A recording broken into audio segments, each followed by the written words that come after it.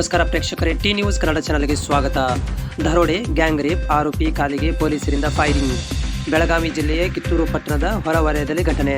ಕಿತ್ತೂರು ಪೊಲೀಸರಿಂದ ಆರೋಪಿ ಕಾಲಿಗೆ ಗುಂಡೇಟು. ಆರೋಪಿ ರಮೇಶ್ ಕಿಲ್ಲಾರ್ಗೆ ಗುಂಡೇಟು ನೀಡಿದ ಪೊಲೀಸರು. ಬೆಳಗಿನ ಜಾವ 6 ಗಂಟೆಗೆ ಆರೋಪಿ ಬಂಧಿಸಲು ಹೋದಾಗ ನಡೆದ ಘಟನೆ. ಪೊಲೀಸ್ ಪೇದೆಗೆ ಚಾಕುವಿನಿಂದ ಇರಿದು ಪರಾರಿಗೆ ಯತ್ನಿಸಿದ ಆರೋಪಿ. ಪೊಲೀಸ್ ಪೇದೆ ಶರೀಫ್ ದಫೇದಾರ್ಗೆ ಚಾಕು ಇರಿದ ಆರೋಪಿ. ಈ ವೇಳೆ ಗಾಳಿಯಲ್ಲಿ ಗುಂಡು ಹಾರಿಸಿದ ಪಿಎಸ್ಐ ಪ್ರವೀಣ್ ಗಂಗೋಳಿ ಎಚ್ಚರಿಕೆ. ಆದರೂ ದಾಳಿ ಮಾಡಿ ತಪ್ಪಿಸಿಕೊಳ್ಳಲು ಪ್ರಯತ್ನ ಹಿನ್ನೆಲೆ ಆರೋಪಿ ಕಾಲಿಗೆ ಗುಂಡೇಟು.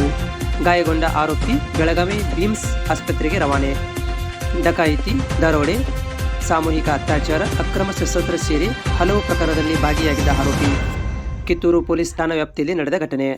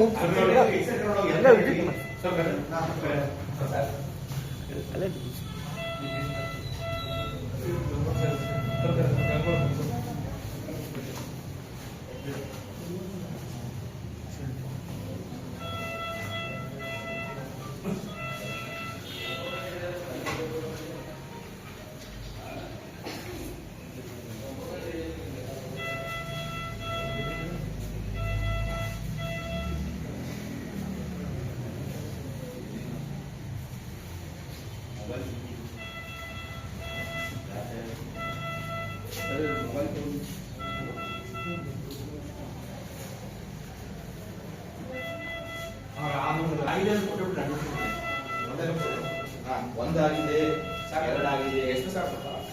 ಮೂರಾಗಿದೆ, ಮೂರಾಗಿದೆ. ಈ ಕಡೆ ಒಂದು ನಿಮಿಷ.